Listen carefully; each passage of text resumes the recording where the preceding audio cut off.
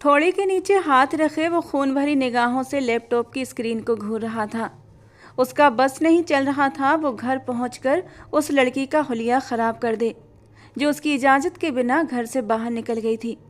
उसने गार्ड को फ़ोन करके कह दिया था कि उन लोगों को कहीं जाने न दिया जाए, मगर वो मुंतहा थी जो किसी की बात कहाँ सुनती थी। अभी गार्ड के मना करने के बावजूद वो दोनों बच्चों को लेकर घर से बाहर निकल चुकी थी और जब गार्ड ने उसे फ़ोन करके बताया तो गुस्से के मारे वो अंदर से खौल कर रह गया था। उस जिद्दी नकचड़ी लड़की पर उसे बेइंतहा गुस्सा आ रहा था जो 5 फुट की छोटी सी नाजुक सी लड़की 6 फीट से निकलते कद के आदमी को परेशान करके रख चुकी थी। गुस्से से उसने स्क्रीन ऑफ कर दी और खुद से बड़बड़ाया, मुंतहा जो कर रही हो बहुत गलत कर रही हो तुम, शायद अब तक तुमने मेरे गुस्से को जाना नहीं है। कहते हुए उसने जोर से मुक्का मेज पर मारा था और होठों ही होठों में बड़बड़ाया, ये लड़की मेरे गुस्से का शिकार बनना चाहती है। जितनी मैं इसके साथ रहमदिली करता हूँ ये उतना ही मेरी बात को नज़रअंदाज करती है और मेरे अंदर दबे गुस्से को हवा देती है। इसे समझ क्यों नहीं आता कि मैं कितना जालिम इंसान हूँ। अगर वो एक बार मेरे गुस्से की जद में आ गई तो झुलस कर रह जाएगी, सह नहीं पाएगी मेरे गुस्से की आंच को। मुट्ठियां भींचकर जैसे उसने अपने अंदर उठने वाले उबाल को शांत करने की कोशिश की थी। आंखें बंद की तो आंखों के सामने मुंतहा का मासूम सा चेहरा घूम गया था, जो मासूम तो हरगिज न थी बल्कि बला की तूफान थी। अभी वो अपनी सोचों में ही डूबा था कि कमरे के दरवाजे पर दस्तक हुई। उसकी पर्सनल सेक्रेटरी मिस ईशा अंदर आई और सिर झुकाकर बोली, सर आपकी एक ज़रूरी मीटिंग है, क्लाइंट कुछ ही देर में पहुंचने वाले हैं, आगे क्या हुक्म है। उसने एक नज़र लैपटॉप की स्क्रीन पर डाली जहां स्क्रीन पर मुंतहा और दोनों बच्चों का चेहरा जगमगा रहा था। वो किसी भी कीमत पर इन तीनों की ज़िंदगी को ख़तरे में नहीं डाल सकता था। इन तीनों के लिए भले उसे ऐसी कितनी ही मीटिंग्स कैंसिल क्यों ना करनी पड़ती और भले उसका करोड़ों का नुकसान क्यों ना हो जाता। उसकी सेक्रेटरी उसे मुंतजिर निगाहों से देख रही थी, लेकिन अगले ही पल उसने अपना सर ना में हिलाया। मैं घर जा रहा हूँ, फिलहाल मीटिंग कैंसिल कर दो और अगर हालात काबू में न आए तो मुझे कॉल कर देना। ये कहकर वो अपनी जगह से उठकर खड़ा हुआ। उसे पता था अब अगर वो जिद में आ गई है तो जिद में आकर घर से बाहर भी निकल चुकी थी, तो फिर किसी में इतनी हिम्मत नहीं थी कि उसे घर वापस लेकर आ सके, सिवाय उसके सुहान शाह के। वो जितनी देरी करता उतना ही उन लोगों की ज़िंदगी पर खतरा बढ़ रहा था। कुर्सी से कोट उतारकर उसने उसे अपने जिस्म पर डाला और बटन बंद करता हुआ लंबी लंबी चाल भरते हुए पार्किंग एरिया की ओर बढ़ गया। उसके चेहरे के भाव से साफ झलक रहा था आज मुंतहा की खैर नहीं है। इस लड़की ने मेरी ज़िंदगी को जहन्नुम बना दिया है। गाड़ी का दरवाज़ा जोर से बंद करता वो गुस्से से बड़बड़ाया। अगले ही पल गाड़ी पार्किंग एरिया से निकलकर मेन रोड पर दौड़ने लगी थी। वो बहुत ही रफ ड्राइविंग करता हुआ घर की ओर चला जा रहा था, लेकिन दिमाग में हजारों सोचें उभर रही थीं। मुंतहा बच्चे तुम्हारे नहीं है ना, इसलिए तुम्हें कोई फ़र्क नहीं पड़ता कि मेरे मासूम से बच्चों की जान को खतरा भी हो सकता है। एक पल के लिए उसकी आंखों के सामने अपनी पत्नी का चेहरा घूम गया, लेकिन वो बस एक धुंधली सी याद थी, क्योंकि उसके दिमाग के पर्दे पर तो बस और बस मुंतहा की तस्वीर ही जगमगा रही थी, जिन्हें चाहने के बावजूद भी वो जगमगाने से रोक नहीं पाता था। वो लाख उससे नफरत का इजहार करता, अपनी नफरत का दिखावा करता, लेकिन ये सच्चाई थी कि वो उससे नफरत कर ही नहीं सकता था। लेकिन फिर भी वो अपनी अना की दीवार खड़ी किए इस बात पर अड़ा हुआ था कि उसे उस लड़की से कोई मतलब नहीं, जो कि उसकी मरी हुई बीबी की छोटी बहन थी, जो कभी वो उसकी मोहब्बत हुआ करती थी, मगर अब वो उसकी जिद बन चुकी थी। जैसे ही वो आधे रास्ते पहुंचा, एक पल के लिए उसके दिल में ख्याल आया, छोड़ो, नादान है, माफ़ कर दो, आराम से जाकर रात में समझा दूंगा, फिलहाल मीटिंग अटेंड कर लेता हूँ। लेकिन उसने अपनी पकड़ स्टीयरिंग व्हील पर मजबूत की और गाड़ी को और भी तेज स्पीड में दौड़ाता हुआ घर की ओर रवाना हो गया। हमेशा की तरह यही होता था कि उसकी तौहीन की जाती, उसकी बात को अहमियत न दी जाती और वो हमेशा जिद पर उतर आती थी। आज वो मुंतहा को यह एहसास दिलाना चाहता था कि वो पुराना सुहान शाह नहीं रहा, जो उसकी हर बात को माफ़ कर देता था और उसे भूल जाता था। वो आज का सुहान शाह था, जिसके लिए उसकी इज्जत और अना सबसे अहम थी। उसकी शादी 5 साल पहले मुंतहा की बड़ी बहन मंशा से हुई थी। सुहान शुरू से ही मुंतहा की मोहब्बत में गिरफ्तार था, इसी वजह से उसने बड़ी ही चाहत से मुंतहा को प्रपोज किया था। लेकिन वो मगरूर नकचड़ी लड़की, जिसे अपने हुस्न पर कुछ ज़्यादा ही घमंड था और जो सुहान शाह की हल्की सांवली रंगत को हमेशा निशाना बनाया करती थी, जब सुहान शाह का रिश्ता उसके लिए आया तो उसने सुहान शाह का मजाक उड़ाते हुए हमेशा की तरह उसकी मोहब्बत को ठुकरा दिया। गुस्से में आकर सुहान ने मंशा से शादी कर ली। उस वक्त वो बदले की आग में जल रहा था। उसने मंशा से यही सोचकर शादी की थी कि वो मंशा को इतनी तकलीफ देगा, इतना दर्द देगा कि मुंतहा अपनी बहन की तकलीफ पर खुद ब खुद रो पड़ेगी और उससे आकर माफ़ी मांगेगी। तब उसके गुरूर को अपने पैरों में कुचलते हुए वो उसे माफ़ भी नहीं करेगा। यही सोचकर वो मंशा को अपनी दुल्हन बनाकर ले आया था। लेकिन मंशा की मासूमियत को देखकर वो नरम पड़ गया और उसके साथ अपनी शादीशुदा ज़िंदगी बसा ली। मंशा को इस बारे में कुछ भी पता नहीं था कि सुहान शाह ने मोहब्बत के हाथों मजबूर होकर अपना रिश्ता मुंतहा के लिए भेजा था। उसे तो यही लगता था कि मुंतहा इस रिश्ते के लिए राजी नहीं, तो उसके माँ बाप ने अच्छा रिश्ता देखते हुए मंशा के लिए इस रिश्ते के लिए हाँ कर दिया था। मंशा एक सीधी सादी लड़की थी, माँ बाप की खुशी में राजी हो गई थी और शादी के बाद भी मंशा की मासूम शक्ल देखकर सुहान ने उसे जरा भी तकलीफ देने की कोशिश नहीं की थी। अल्लाह ने उन्हें 2 जुड़वा बेटों से नवाजा, लेकिन शायद तकदीर को कुछ और ही मंजूर था। बच्चे अभी सिर्फ 1 साल के थे कि एक कार एक्सीडेंट में मंशा इस दुनिया से चली गई और यूँ 3 साल बाद मुंतहा फिर उसकी ज़िंदगी में आ गई। और इस बार वो चाह कर भी मना नहीं कर पाई थी, क्योंकि सवाल 2 छोटे बच्चों का था। लेकिन इस लड़की ने उसकी ज़िंदगी को फिर से एक जहन्नुम बना दिया था। वो शहर का एक जाना माना बिजनेसमैन था। उसके दोस्त थे तो दुश्मनों की भी कमी नहीं थी। बाद में उसे सूत्रों के हवाले से पता लग चुका था कि मंशा की कार का एक्सीडेंट कोई हादसा नहीं, बल्कि जानबूझकर वो एक्सीडेंट कराया गया था, जिसमें उसके दुश्मनों का हाथ था। इसलिए अब वो बहुत सावधान रहता था कि कहीं दुश्मन उसके बच्चों को तकलीफ न पहुंचा दें। इसलिए बच्चों और मुंतहा की सिक्योरिटी के लिए उसने मुंतहा को बहुत प्यार से समझाया था, देखो, अगर तुम्हें कहीं जाना है या शॉपिंग करनी है तो मुझे बताओ, मैं तुम्हें खुद लेकर जाऊंगा और तुम्हारी हर ख्वाहिश को पूरा करूंगा। लेकिन हमेशा की तरह आज़ाद ख्याल मुंतहा ने उसकी बात को नज़रअंदाज कर दिया और आज बच्चों को लेकर पार्क चली गई थी। ये बात सुहान को बिल्कुल भी अच्छी नहीं लगी। यही वजह थी वो अपने सारे काम छोड़कर वापस मेंशन आ गया था। साथ ही उसने ड्राइवर को कॉल भी कर दिया था कि वो उन्हें लेकर सीधे मेंशन पहुंचे। गाड़ी एक झटके से पोर्च में रुकी और वो तेज कदमों से लॉन्ज की तरफ बढ़ गया। वहां पहुंचकर वो सोफे पर बैठ गया और अपनी लाल होती आंखों से दरवाजे को घूरने लगा। उसका गुस्से के मारे बुरा हाल था। उसका बस नहीं चल रहा था वो पार्क में जाकर ऐसा तमाशा लगाए कि मुंतहा की अकल ठिकाने आ जाए। मगर फिलहाल उसने अपने गुस्से को काबू में रखते हुए लॉन्ज में ही बैठकर उसके आने का इंतज़ार किया। मन ही मन वो तय कर चुका था आज मुंतहा को ऐसा सबक सिखाएगा कि वो ज़िंदगी भर उससे पनाह मांगेगी और दोबारा उसके खिलाफ जाने की ज़रूरत नहीं करेगी। ठीक 10 मिनट बाद पोर्च से एक और गाड़ी के रुकने की आवाज़ आई। वो सीधा होकर खड़ा हो गया। उसकी सख्त नज़रें अब भी दरवाजे पर ही टिकी थीं। तभी एक बच्चा हाथ में पकड़े और दूसरा गोद में लिए मुंतहा गुलाबी कपड़ों में घर के अंदर दाखिल हुई। धूप की तेज़ी से चेहरा लाल हो रहा था, गाल टमाटर की तरह दहक रहे थे। पसीने से बालों की लटें कुछ गर्दन पर तो कुछ गालों पर चिपकी हुई थीं। आंखों में गुस्से की तेज चमक थी। इस गुस्सेले रूप में भी वो बेहद खूबसूरत दिखाई दे रही थी। इसमें कोई शक नहीं था कि वो देखने में बला की हसीन थी। यही वजह थी कि 3 साल बाद भी सुहान शाह उसे अपने होशो हवास पर हावी होने से रोक नहीं पाया था। मुंतहा तेज कदमों से उसके सामने आई और घूरते हुए सख्त अंदाज में बोली, आखिर खुद को समझते क्या हैं आप? आपने मुझे कैदी बनाकर रख दिया। सिर्फ थोड़ी देर के लिए पार्क गई थी। अभी वो कुछ और कहती कि सुहान ने गुस्से में उसका बाजू सख्ती से पकड़ लिया और उसकी आंखों में झांकते हुए बोला, किसकी इजाज़त से तुम मेरे बच्चों को लेकर गई थी? तुम्हें पता भी है बाहर कितने खतरे हैं? वो कुछ और कहता इससे पहले ही मुंतहा तल्ख लहजे में बोली, मेरे बच्चे? माफ़ कीजिए मिस्टर सुहान शाह, ये सिर्फ आपके बच्चे नहीं, ये मेरे भी कुछ लगते हैं। उसकी ये बात सुनकर सुहान का गुस्सा और भी भड़क गया। जब वो लॉन्ज में दाखिल हुई थी और उसका धूप से तमतमाया खूबसूरत चेहरा देखा था तो उसका गुस्सा कुछ हद तक ठंडा हो चुका था। मगर उसका इस तरह जवाब देना और उससे सवाल करना उसके जख्मों पर नमक छिड़कने जैसा था।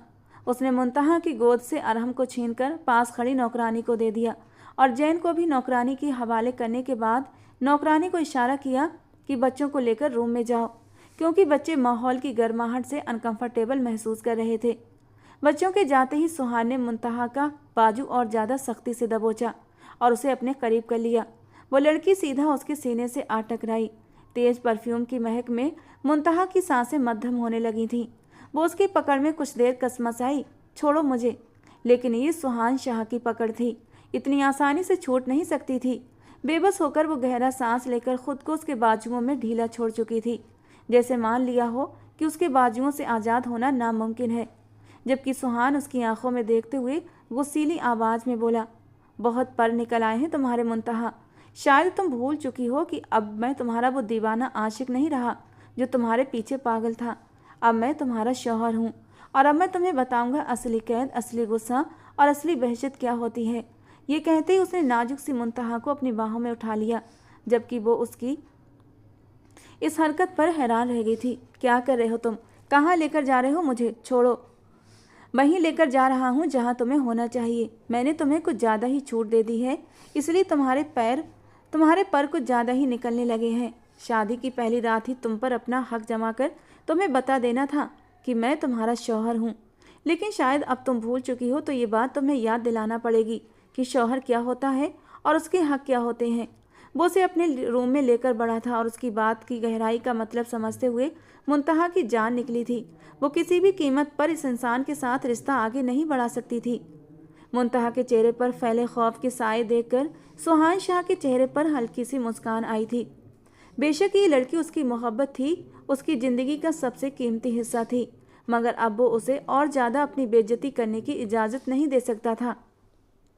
उसकी मर्दानगी पर सवाल उठ चुका था और अब वो उसे और उलझने नहीं देना चाहता था, और इसीलिए वो उसे सीधा अपने रूम में ले आया। मुंतहा अभी भी लगातार खुद को छुड़ाने की कोशिश कर रही थी। उसका बस नहीं चल रहा था कि वो इस आदमी का गुरूर से भरा चेहरा अपने नाखूनों से खुरच कर ख़राब कर दे, मगर सुहान शाह ने उसे ऐसा करने का एक भी मौका दिया कब था। जैसे ही वो कमरे में पहुंचा, उसने पैर की ठोकर से धड़ाम की आवाज़ के साथ दरवाज़ा बंद किया और बिना सोचे समझे मुंतहा को जोर से सोफे पर पटक दिया। वो मुंह के बल सोफे पर गिरी। सुहान एक एक कदम आगे बढ़ा और उसके ऊपर झुकते हुए गरज कर बोला, तुम्हें क्या लगता है तुम मेरी बात अनसुनी करोगी और मैं तुम्हें बार बार माफ़ करता रहूँगा? मैंने तुम्हें उस दिन भी साफ साफ समझाया था कि अगर तुम्हें कहीं जाना हो, तुम्हें कुछ चाहिए हो, तो तुम मुझे बताओ। इस तरह दुपट्टा गले में डालकर मेरे बच्चों को पकड़कर तुम बाहर नहीं जा सकती। उसकी आंखें गुस्से से लाल हो रही थीं। ये तुम्हारे बाप का घर नहीं है, ये मेरा घर है और ये बच्चे भी मेरे हैं, इसलिए अपनी हद में रहो। वो आगे कुछ और कहता, इससे पहले ही मुंतहा तल्ख लहजे में बोली, तो तुम क्या चाहते हो कि मैं खुद को बड़े से बुरके में छुपा कर जाऊँ? माफ़ करना मिस्टर सुहान शाह, लेकिन मेरी सोच इतनी दकियानूसी नहीं है। अरे ज़माना कहाँ से कहाँ निकल गया और तुम अभी तक बुरके में उलझे हुए हो। और दूसरी बात, ये बच्चे सिर्फ आपके नहीं सुहान शाह, ये मेरे भी कुछ लगते हैं, और मैं क्यों आपसे इजाज़त लूँ? मैं आपकी कोई गुलाम नहीं हूँ। ये निकाह सिर्फ इसलिए किया गया ताकि मेरी बहन की रूह को सुकून मिले कि उसके बच्चे मुसीबत में नहीं हैं। मैंने ये निकाह सिर्फ और सिर्फ इन्हीं बच्चों के लिए किया है, और मैं आपकी ख़रीदी हुई कोई जायदाद नहीं हूँ कि हर छोटी बड़ी बात पर आपसे पूछूँ। खुदा ने मुझे भी अक्ल और समझ दी है और मुझ में इतनी हिम्मत है कि मैं बाहर अपनी हिफाजत खुद कर सकूं। आप कोई नहीं होते मुझे रोकने वाले। मुंतहा की बात पर सुहान शाह के होंठों पर हल्की तंजिया मुस्कान आई थी। ओ अच्छा, काफ़ी बड़ी और समझदार हो गई हो, अपनी हिफाजत कर सकती हो। सुहान शाह ने अचानक उसके दोनों बाजू सख्ती से पकड़ लिए और उसे अपने चेहरे के और भी करीब लाते हुए बर्फीले लहजे में फुसफुसाया। अच्छा, तो अब करके दिखाओ अपनी हिफाजत मुझसे। उसकी आंखों में छाए रंग देखकर मुंतहा एक पल के लिए हड़बड़ा गई थी। वो उसे बाजू से पकड़कर अपने करीब कर चुका था। सांसों की तेज रवानगी दिल में मचे तूफान की गवाही दे रही थी। थोड़ा सा चेहरा मुंतहा के करीब लाते हुए अपनी गर्म सांसों से उसके चेहरे को छुआ था, जबकि वो तो उसकी गर्म सांसों में झुलसने लगी थी। अगले ही पल वो बेकाबू होकर उसकी गर्दन की ओर झुका। मुंतहा को लगा जैसे उसकी जान निकल जाएगी। उसकी आंखों के सामने काला अंधेरा छाने लगा था। उसे सुहान शाह से इस हरकत की उम्मीद बिल्कुल भी नहीं थी।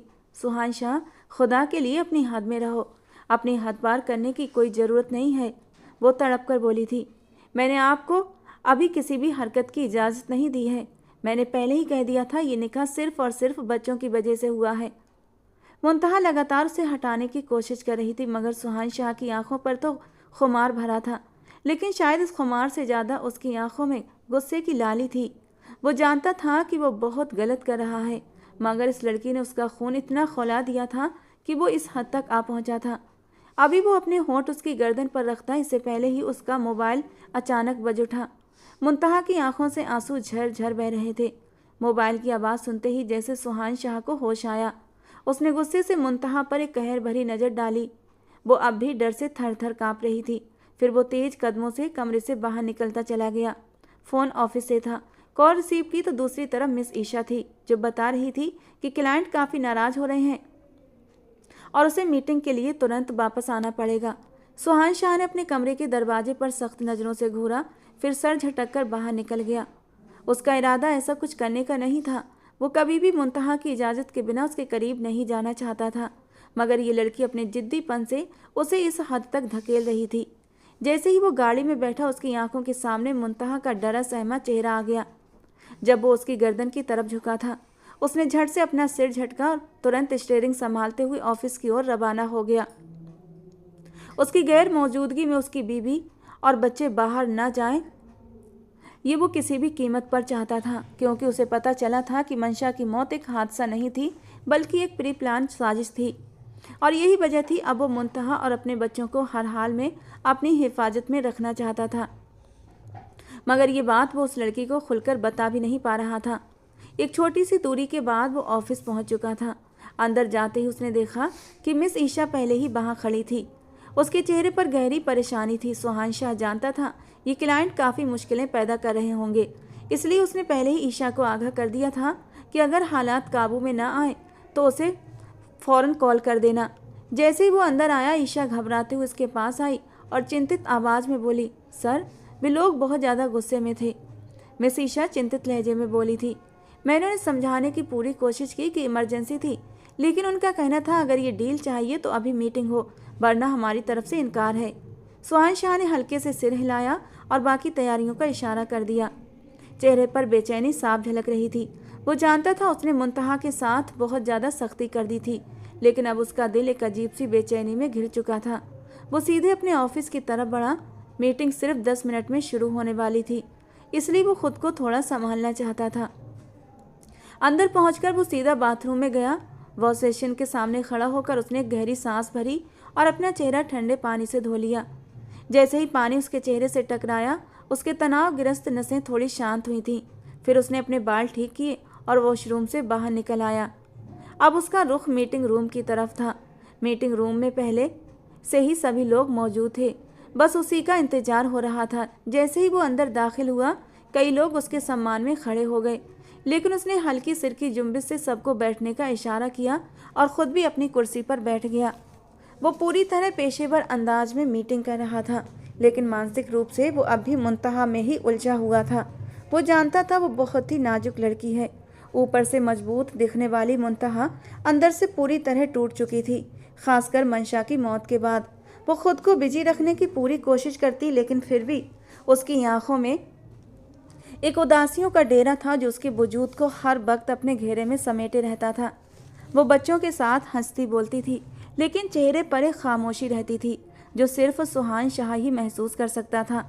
वो अंदर से टूटकर बिखर चुकी थी, लेकिन इसके बावजूद उसका वो जिद्दीपन ख़त्म नहीं हो रहा था। और सुहान को मालूम था अब भी वो रोई होगी उसके आने के बाद, कुछ सुहान के सख्त रवैये पर और कुछ अपनी बहन मंशा को याद करते हुए। और उसके रोने का सोच कर ही सुहान बेचैन था। मीटिंग काफ़ी देर तक चली। उसने पूरी कोशिश की कि 100% ध्यान दे, लेकिन वो बार बार गलतियां करता जा रहा था।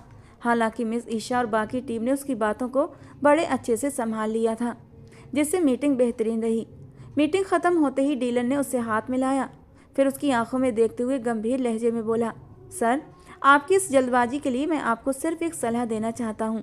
बेशक हम आपके साथ इस मीटिंग को लेकर बहुत उत्साहित थे और खुश भी कि हम आपकी कंपनी के साथ ये डील करने जा रहे हैं, लेकिन एक बात याद रखना, जल्दबाजी कभी भी इंसान को सफलता के रास्ते पर नहीं ले जाती, बल्कि उसे सिर्फ नुकसान ही उठाना पड़ता है। इसलिए भविष्य में अगर कोई डील करें तो थोड़ा संयम भी दिखाइएगा। ये कहकर वो अपने केबिन की ओर बढ़ गया, जबकि पीछे से डीलर ने गहरी निगाहों से सुहान शाह की पीठ को देखा। वो चुपचाप अपने कमरे में आकर बैठ गया। अब उसका इरादा अपने रूम में लगे कैमरे की मदद से मुंतहा को देखने का था, क्योंकि उसका दिल बहुत बेचैन हो रहा था। न जाने क्यों वो लड़की उसके दिमाग पर पूरी तरह हावी हो चुकी थी। वो हर पल उसकी ओर खींचता जा रहा था। जबकि 3 साल पहले मुंतहा ने जो जलालत उसे दी थी वो भूलने लायक तो हरगिज़ भी नहीं थी। लेकिन फिर भी वो उसे माफ़ कर चुका था और अब उसके साथ एक अच्छी ज़िंदगी बिताने का इरादा रखता था। मगर मुंतहा अभी भी बीती बातों को अपने दिल में दबाए बैठी थी और ये बात सुहान शाह अच्छी तरह जानता था। उसने लैपटॉप ऑन किया और कैमरे का फीड देखने लगा। मुंतहा सोफे पर औंधे मुंह गिरी हुई थी और अभी तक रो रही थी। उसने अफसोस से सिर हिलाया और एक गहरी सांस लेकर रह गया। ये लड़की मेरी ज़िंदगी को और मुश्किल बना रही है। मुंतहा का इस तरह रोना उसे बिल्कुल भी अच्छा नहीं लग रहा था, लेकिन उसे पता था अब वो जो हरकत कर चुका था उसके बाद वो काफ़ी देर तक रोती रहेगी और अगर उसने उसके करीब जाने की कोशिश की तो पूरा गुस्सा उसी पर निकाल देगी। उसने मन ही मन फैसला कर लिया था कि अगर उसे इस रिश्ते को निभाना है तो खुद को सामान्य रखना होगा, वरना वो न सिर्फ मुंतहा को तकलीफ देगा बल्कि खुद को भी दर्द में डाल देगा। उसने कैमरा बंद कर दिया और थोड़ी देर बाद मिस ईशा को बुलाया। अब वो बाकी बिजनेस मामलों पर चर्चा करने लगा, लेकिन सुहान शाह का दिमाग बार बार मुंतहा के डरे सहमे चेहरे की ओर चला जाता। धीरे धीरे ऑफिस के वर्कर्स अपने अपने घर जाने लगे थे। रात के साए फैलने लगे थे। कई बार उसका दिल किया कि वो भी घर चला जाए, लेकिन वो जानता था घर जाकर लड़ाई के अलावा और कुछ नहीं होगा और अभी फ़िलहाल वो मुंतहा का सामना नहीं करना चाहता था। लेकिन घर तो जाना ही था, तो गाड़ी की चाबी उठाता वो घर की ओर रवाना हो गया। रात के समय जब वो घर में दाखिल हुआ तो पूरे घर में सन्नाटा पसरा हुआ था। नौकरानी फौरन उसकी तरफ आई तो उसने झट बच्चों का पूछा, बच्चे कहाँ हैं? उन्हें खाना खिलाया और उन्हें मेडिसिन दी। बानो ने सिर झुकाकर जवाब दिया, जी साहब, जैन बाबा खाना नहीं खा रहे थे। उनकी जिद थी वे सिर्फ बेगम साहिबा के साथ ही खाना खाएंगे, लेकिन काफ़ी मुश्किल से मैंने उन्हें ज़बरदस्ती खाना खिला दिया। अरहम बाबा तो जल्दी ही सो गए थे, उन्हें भी दवाई दे दी और जैन बाबा भी दवा लेकर अभी अभी सोए हैं। उसने हल्के से सिर हिलाया और बानो ने आगे पूछा, साहब क्या मैं आपके लिए खाना लगा दूं? उसने सिर हिलाकर मना कर दिया और उसे जाने का इशारा कर दिया, लेकिन जैसे ही वो 2 कदम आगे बढ़ा उसने फिर से नौकरानी को आवाज़ दी, सुनो बानो। वो तुरंत रुकी और सवालिया निगाहों से सुहान शाह को देखने लगी। वो हल्के से झिझकते हुए बोला, मुंतहा ने कुछ खाया?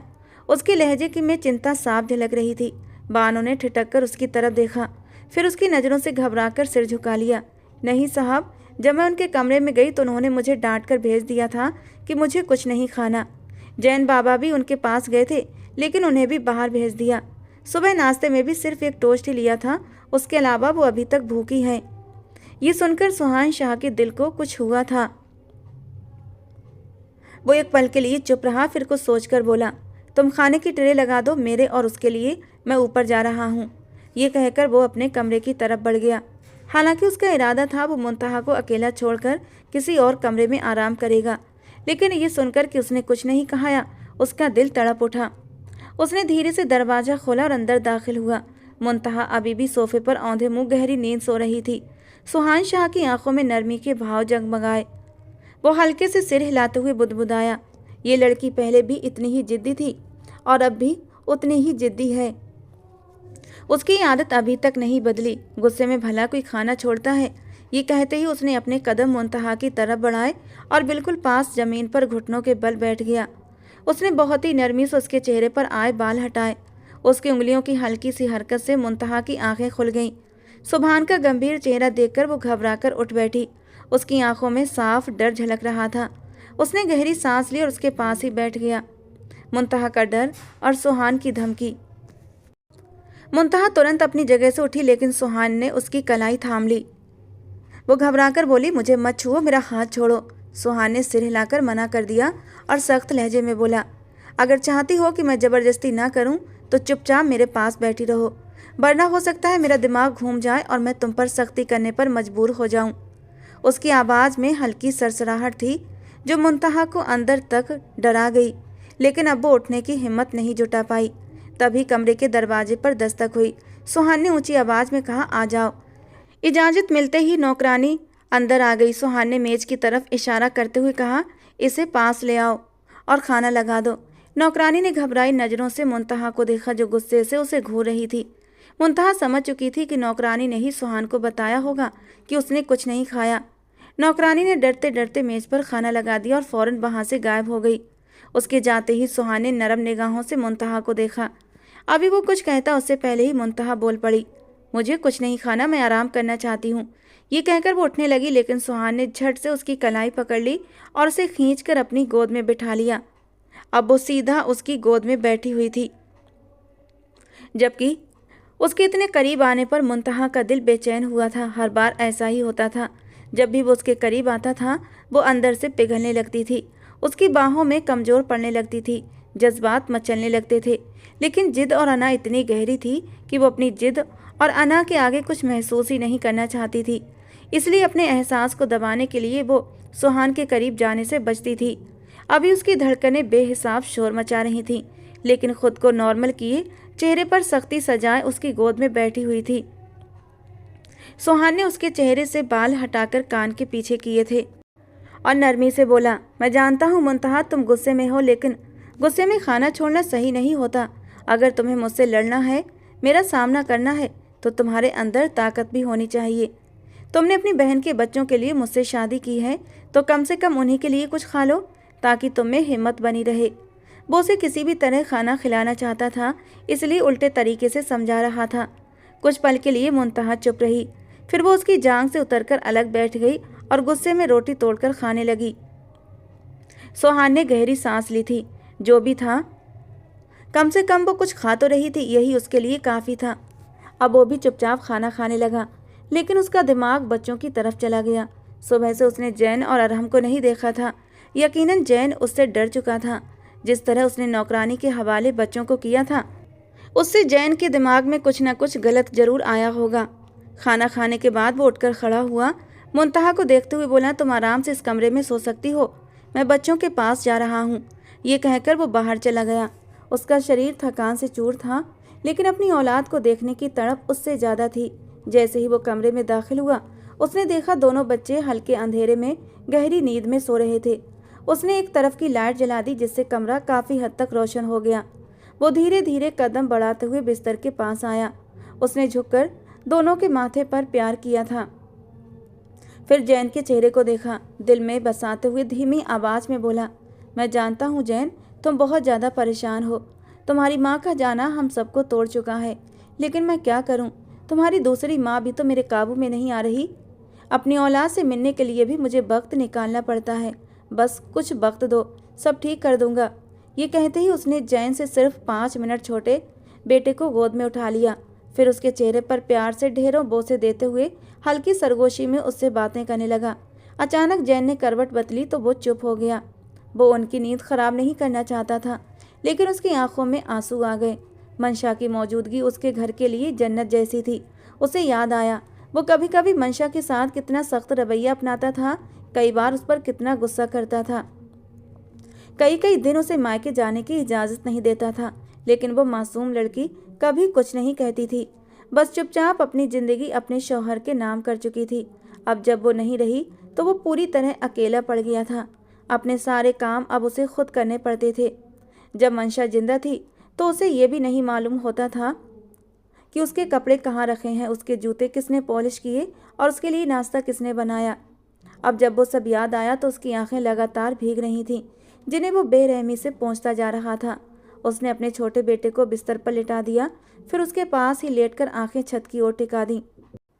फिर धीमी आवाज़ में बोला, कहाँ चली गई हो तुम मुझे छोड़कर? तुम्हारी ये पागल बहन और ये बच्चे मुझसे नहीं संभल रहे, प्लीज़ लौट आओ।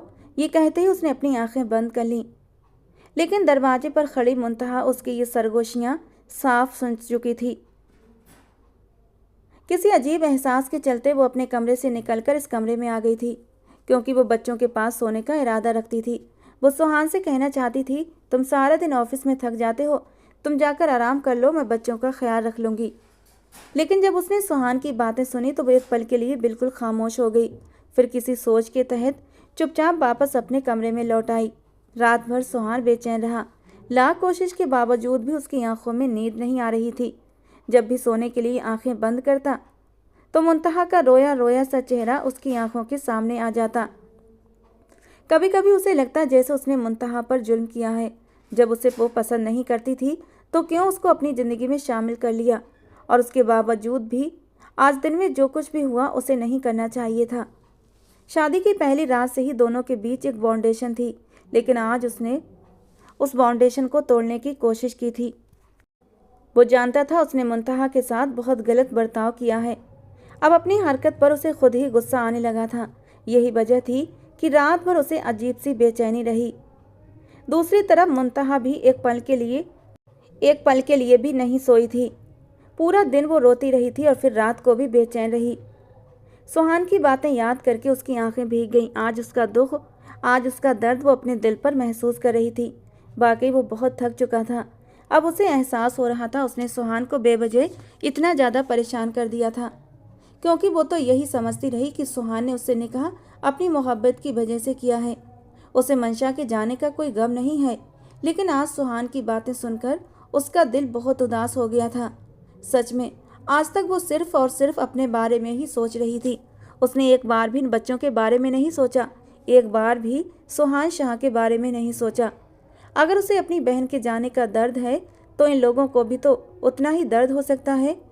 वो तो बीबी थी और बीबी से मोहब्बत तो खुदा खुद ही करवा देता है। अगली सुबह सुहान की आँख खुली तो अपने सीने पर हल्का सा दबाव महसूस किया। उसके दोनों बच्चे उसके सीने पर लोट पोट कर खेल रहे थे। छोटे वाले की खिलखिलाहट सुनकर उसके चेहरे पर सुकून आया था। उसने मुस्कुराते हुए उसे अपने सीने से लगा लिया और उसके चेहरे को चूमते हुए कहा, हो गई मेरे शहजादों की सुबह। तभी जैन जो सोफे से कूदने से बिजी था तुरंत उसकी तरफ दौड़ता हुआ आया। अपने बाबा के चेहरे को चूमते हुए बोला, जी बाबा, हो गई हमारी सुबह। अब आप भी उठ जाएं, फिर हम सब साथ में नाश्ता करेंगे। उसने तुरंत जैन को भी अपनी बाहों में समेट लिया। उसके बालों को संवारते हुए बोला, मेरी जान, कल के लिए आई एम रियली सॉरी। बाबा थोड़ा गुस्सा हो गए थे, मगर अब तुम भी थोड़ा ध्यान दिया करो। तुम बड़े हो रहे हो तो मम्मा को समझाया करो कि अकेले बाहर जाना खतरनाक हो सकता है। तो बाबा आप ही ले चले ना मामा को बाहर अपने साथ, छोटे बेटे ने नाज से कहा। जैन ने तुरंत सिर हाँ में हिलाते हुए कहा, जी बाबा, मैंने मामा को मना किया था लेकिन वो कह रही थी उनका दम घुट रहा है, थोड़ी देर सुकून भरी सांस में हवा लेना चाहती हैं। जैन की इस मासूमियत भरी बात पर उसने प्यार से उसके गालों पर बोसा दिया। फिर छोटे बेटे को अपने कंधे पर बिठाते हुए बोला, आओ मैं तुम्हें खुद ब्रश करवाता हूँ। ये कहते ही उसने दोनों को अपनी गोद में उठा लिया और सीधे वॉशरूम की ओर बढ़ा। दोनों को स्टूल पर बिठाया, उनके हाथ में ब्रश दिए और प्यार से उन्हें गाइड करने लगा। थोड़ी देर के बाद तीनों तरोताज़ा होकर बाहर निकले। उसने अभी अपने कपड़े नहीं बदले थे क्योंकि वो नाश्ता करने के बाद चेंज करना चाहता था। जैन का हाथ थामे और अरहम को गोद में लिए वो नीचे पहुंचा तो सामने का नज़ारा देखकर दंग रह गया। वो निखरी निखरी सी खड़ी नौकरानी को निर्देश दे रही थी और नाश्ते की मेज सजा रही थी। जैन ने भी हैरानी से अपनी माँ को देखा जो आज किसी और ही रूप में नजर आ रही थी। वो गुलाबी कपड़ों में किसी खिले हुए फूल की तरह लग रही थी। सुहान को एक सुखद आश्चर्य हुआ। वो धीरे धीरे कदम बढ़ाते हुए उसके पास पहुंचा। तभी वो जल्दी से बोली, बैठ जाए, मैं जल्दी से आप सबके लिए चाय लेकर आती हूँ। ये कहकर वो रसोई की तरफ बढ़ गई, जबकि सुहान हल्की मुस्कान और हैरानी भरे एहसास के साथ अपनी कुर्सी पर बैठ गया। उसने दोनों बच्चों को भी अपने पास दाएं बाएं बिठा लिया था। तीनों शायद हैरान थे क्योंकि मुंतहा कभी भी नाश्ते की मेज पर नहीं आती थी। मुंतहा के बदले हुए अंदाज पर सुहान की चिंता खुद ब खुद बढ़ने लगी थी। बच्चों का नाश्ता वो हमेशा कमरे में ही करवाती थी। अगर जैन कभी अपने बाबा के साथ नाश्ता करने की जिद करता तो वो उसे अकेले मेज पर भेज देती। अरहम को तो वो अपने पास ही रखती थी क्योंकि अरहम कुछ ज़्यादा ही शरारती था। कुछ देर बाद मुंतहा चाय लेकर मेज पर आई, हाथों से तीनों के लिए चाय निकाली और सामने रखी। सुहान अचानक किसी एहसास के चलते बोला, सब ठीक तो है ना? तुम ठीक तो हो? तबीयत तो ख़राब नहीं तुम्हारी? सच में हैरानी हो रही थी। इस रूप में मुंतहा को देखने की ख्वाहिश वो हमेशा रखता था। जब वो उसी रूप में थी तो उसे सच में बहुत खुशी महसूस हो रही थी। मुंतहा ने हल्की मुस्कान के साथ सिर हिलाया और धीरे से कहा, मैं बिल्कुल ठीक हूँ। हाँ बिल्कुल ठीक, नाश्ता कर लीजिए, फिर कपड़े बदल कर ऑफिस चले जाना, आपको देर हो रही होगी। फिर बाद में मुझे ही दोषी करार देंगे कि मेरी वजह से देर हो गई। ये कहते ही वो अरहम को अपनी गोद में उठा चुकी थी और बगल वाली कुर्सी पर बैठकर मुस्कुराते हुए उसे नाश्ता करा रही थी, जबकि सुभान की आंखें हैरानी से फैल गईं कि अचानक उसे क्या हो गया। उसका ये बदला बदला सा अंदाज उसकी समझ से बाहर था। उसे तो नाश्ता भी नहीं किया जा रहा था। उसकी नज़रें लगातार मुंतहा के चेहरे पर टिकी थीं, जो किसी खिले हुए गुलाब की तरह लग रही थी। बड़ी मुश्किल से उसने थोड़ा बहुत नाश्ता किया था। उसने कमरे की ओर कदम बढ़ाए। अभी वो कमरे में दाखिल ही हुआ था कि मुंतहा भी पीछे आ गई। अलमारी की ओर बढ़ते हुए बोली, मैं आपके कपड़े वॉशरूम में टांग चुकी हूँ और जूते दरवाजे के पास रखे हैं। अगर कुछ और चाहिए तो बता दीजिए। अभी वो कुछ और कहती, इससे पहले ही सुहान आगे बढ़ा और उसकी कलाई पकड़कर उसे अपने करीब कर लिया। उसकी आंखों में देखते हुए सवाल किया, ये काया पलट कैसे हो गई? तुम्हें क्या हुआ है? तबीयत तो ठीक है ना तुम्हारी? कहीं बुखार तो नहीं चढ़ गया? ये कहते हुए उसने अपनी हथेली से उसके माथे का टेम्परेचर चेक करने की कोशिश की। मुंतहा ने झटके से उसका हाथ हटाया और उसे घूरते हुए बोली, शायद इज्जत रास नहीं आ रही आपको। ये कहकर वो ड्रेसिंग रूम की ओर बढ़ी।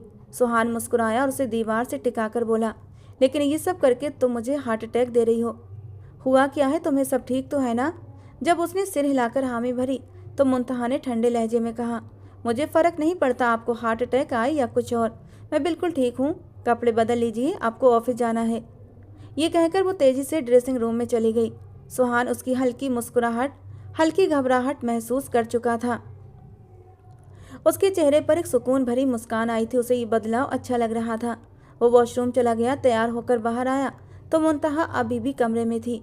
ये एक और संकेत था कि शायद वो अब उसके साथ जिंदगी बिताने के लिए तैयार है। अपने नए रिश्ते को शुरू करने के लिए वो कदम बढ़ा चुकी थी, लेकिन सुहान जल्दबाजी करने का आदी नहीं था। उसने खामोशी से अपनी शर्ट पहनी थी कि मुंतहा उसके पास आकर टाई पकड़कर खड़ी हो गई। वो समझ गया और तुरंत उसकी ओर देखता रहा।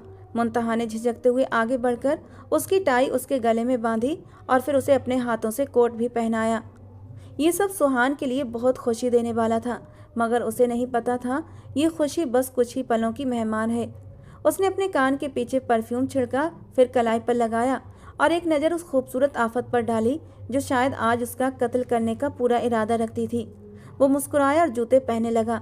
फिर हाथ धोकर जब वो बाहर निकलने लगा तो मुंतहा फिर से उसके सामने आकर खड़ी हो गई। बच्चों की चिंता मत कीजिएगा, मैं देख लूँगी, और अपना भी ख्याल रखना।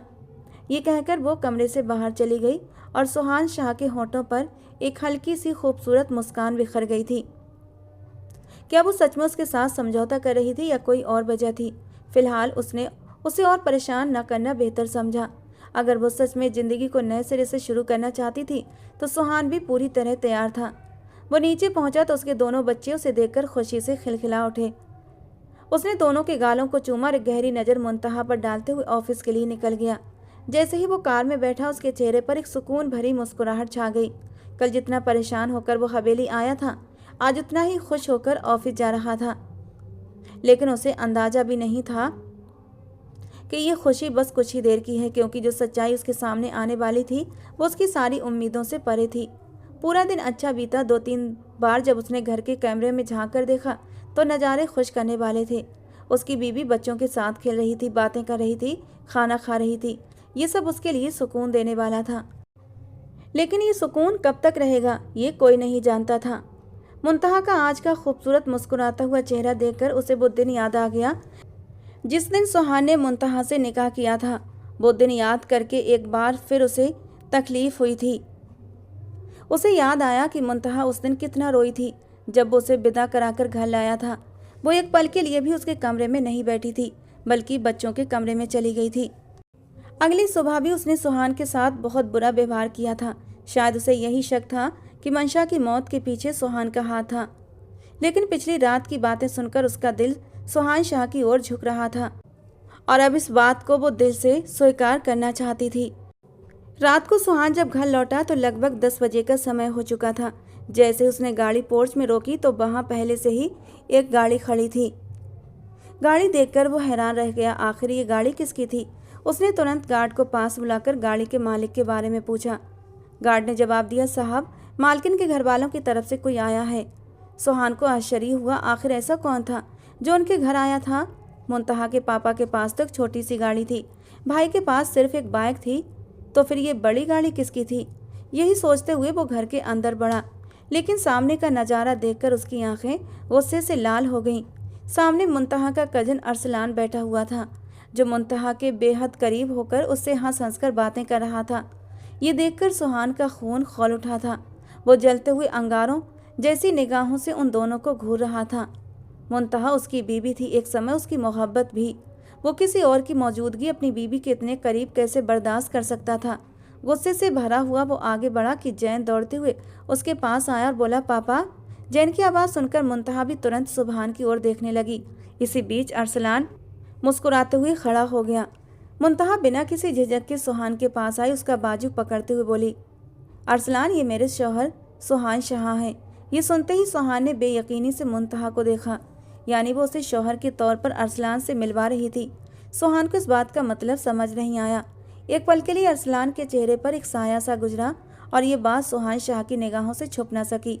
अरसलान आगे बढ़ा और हाथ मिलाते हुए बोला, मैं आपकी बीबी की खाला का बेटा अरसलान कुरैशी। सुहान ने हल्की सी गर्दन हिलाई और उससे हाथ मिला लिया, जबकि मुंतहा मुस्कुराते हुए अरसलान को ही देख रही थी। ये बात सुबहान को बिल्कुल भी पसंद नहीं आ रही थी। वो आराम करना चाहता था, लेकिन अब वो लिविंग रूम में ही बैठ गया। मुंतहा ने कहा, आप कपड़े बदल लें, तब तक मैं खाना लगवा देती हूँ। मगर सुहान ने सिर हिलाते हुए कहा, नहीं, कपड़े नहीं बदलने, खाना लगवाओ। इतना कहकर वो ऐसे हो गया जैसे वहाँ कोई और मौजूद ही ना हो। वो अपने बच्चों में बिजी हो गया। मुंतहा उसकी नाराज़गी साफ महसूस कर रही थी, इसलिए चुपचाप किचन में चली गई। तभी अरसलान बोला, वैसे मंशा की मौत का बहुत अफसोस हुआ। फिर उसने तंजिया अंदाज में कहा, वैसे आम तौर पर तो आपको हमसे अफसोस करना चाहिए कि हमारी कजिन का इंतकाल हो गया, और आप हैं कि तुरंत ही दूसरा ने कहा। अरसलान की बात पूरी भी नहीं हुई थी कि सुहान ने ठंडे लेकिन सख्त अंदाज में कहा, वो मेरी बीबी थी, अफसोस मुझे नहीं आपको करना चाहिए था आकर। और रही बात अफसोस करने की, तो जिससे करना था मैं कर चुका हूँ। सुहान की बात सुनकर अरसलान खामोश हो गया, क्योंकि उसे समझ आ गया था सुहान उससे बात करना पसंद नहीं कर रहा। सुहान ने उसे इतना नज़रअंदाज किया कि अरसलान को खुद अपनी मौजूदगी पर शक होने लगा। कुछ देर बाद खाना लग चुका था और मुंतहा ने सबको खाने के लिए बुलाया। सुहान अपने दोनों बच्चों को लेकर टेबल की ओर बढ़ गया। जब से सुहान आया था, मुंतहा ऐसी हो गई थी जैसे अरसलान वहाँ मौजूद ही ना हो। अरसलान कुछ देर तक ये सब बर्दाश्त करता रहा और फिर एक ज़रूरी मीटिंग का बहाना करके चला गया। अरसलान के जाते ही सुहान ने मुंतहा की तरफ एक नज़र डाली, जो उसे ही देख रही थी। फिर वो बिना कुछ कहे उठकर अपने कमरे में चला गया। मुंतहा समझ चुकी थी मामला कुछ और है। उसने चुपचाप बच्चों को उनके कमरे में सुलाया और फिर अपने कमरे में आ गई। सुहान सोफे पर बैठा लैपटॉप इस्तेमाल कर रहा था। मुंतहा कुछ देर कमरे के दरवाजे पर ही खड़ी रही और उंगलियां मरोड़ती रही। उसे समझ नहीं आ रहा था कमरे में आए या बच्चों के पास वापस चली जाए, लेकिन कुछ सोचकर वो सुहान के पास आकर सोफे पर ही बैठ गई और उलझे हुए लहजे में बोली, वो मेरे खाला का बेटा था। दरअसल वो आप ही का दुख साझा करने आया था। मुंतहा कुछ और कहती इससे पहले ही सुहान ने उसके होंठों पर उंगली रख दी। उसकी आंखों में देखते हुए बोला, कोई ज़रूरत नहीं मुझे सफाई देने की। वो तुम्हारी खाला का बेटा था, इसलिए कुछ नहीं बोल रहा, लेकिन हाँ, एक बात ज़रूर कहूँगा मुंतहा, मुझे तुम्हारा उसके पास बैठना बिल्कुल अच्छा नहीं लगा। और मुंतहा तो उसकी पहली ही नज़र में ये बात समझ गई थी। कुछ सोचकर उसने सुहान का हाथ थाम लिया और न जाने किस एहसास के तहत उसके कंधे पर अपना सिर रख दिया। सुहान ने हैरानी से उसके चेहरे को देखा, जो लाल सुर्ख हो रहा था। अचानक ही वो घुटे घुटे अंदाज में रोने लगी, तो उसे ऐसा महसूस हुआ जैसे कोई उसका दिल मरोड़ रहा हो। वो तुरंत ही उसे अपने सीने से लगा चुका था और उसका चेहरा थामते हुए बोला, क्या हो गया, क्यों रो रही हो, सब ठीक है? तब वो रोंदे हुए लहजे में बोली, आप ही की मौत ने मुझे पूरी तरह तोड़ दिया है। मैं जानती हूँ कि आप ही की मौत के लिए आप जिम्मेदार नहीं हैं, लेकिन फिर भी मैं आपको माफ़ नहीं कर पा रही थी। मुझे लगता था कि आपने बदला लेने के लिए मेरी बहन से शादी की है। वो आगे कुछ कहती इससे पहले ही सुहान ने उसे और कसकर अपने सीने से लगा लिया और नम आवाज़ में बोला, मुझे मंशा की मौत का सिर्फ दुख नहीं बल्कि उसकी तकलीफ़ भी महसूस होती है। पता नहीं उसकी मौत एक हादसा थी या किसी की साजिश, लेकिन मेरा दिल कहता है जहाँ भी होगी खुश होगी। मैं तुम्हारी बहन की मौत का जिम्मेदार नहीं हूँ, मैं खुद इस दर्द से घायल हूँ। हाँ, मैंने तुमसे बदला लेने के लिए उससे शादी ज़रूर की थी, लेकिन जब मेरी पहली औलाद मेरी गोद में आई, मैंने उसकी तकलीफ़ को देखा, तभी सब कुछ भूल गया था। जो औरत अपना सब कुछ कुर्बान करके मेरे साथ आई हो, जो औरत अपना घर छोड़ सकती थी, भला मैं उसे तकलीफ़ कैसे देता। मैं खुद अंदर से टूट गया हूँ। मंशा की मौत मेरे लिए अब भी एक यकीन न आने वाली सच्चाई है, लेकिन तुमसे एक शिकायत भी है। तुमने मुझे बेवजह दोषी ठहराया। मैं बेगुनाह हूँ, मेरे बच्चे बेगुनाह हैं। तभी अचानक मुंतहा ने उसके होंठों पर हाथ रख दिया और उसकी आंखों में देखते हुए कहा, वादा करती हूँ अब ऐसा नहीं करूँगी। वादा करती हूँ तुम्हारे अंदर के दर्द को मिटा दूंगी, एक अच्छी बीवी बनकर दिखाऊंगी, बस मुझे एक मौका दे दो। वो तो पहले ही सब कुछ भुलाने के लिए तैयार था। उसने बिना कुछ कहे उसे अपने सीने से लगा लिया। आज पूरे हक और मान के साथ उसकी खुशबुओं को महसूस कर रहा था। उसके प्यार भरे स्पर्श में मुंतहा सारे गम भूल चुकी थी और वो नाजुक सी लड़की को अपनी प्यार की बारिश में भिगो रहा था। और मुंतहा ने भी अपने दिल में ठान लिया था वो सब कुछ भूलकर एक नई जिंदगी की शुरुआत करेगी, क्योंकि नफरत में कुछ नहीं रखा लेकिन मोहब्बत में सब कुछ रखा है। बेशक अल्लाह हर चीज़ पर मेहरबान है। दोस्तों, आज की हमारी कहानी आपको कैसी लगी कमेंट बॉक्स में ज़रूर बताना। पसंद आई हो तो प्लीज़ लाइक करना। रोज़ एक नई रोमांटिक कहानी सुनने के लिए हमारे चैनल को सब्सक्राइब करना। मिलते हैं दोस्तों अगली किसी नई कहानी के साथ।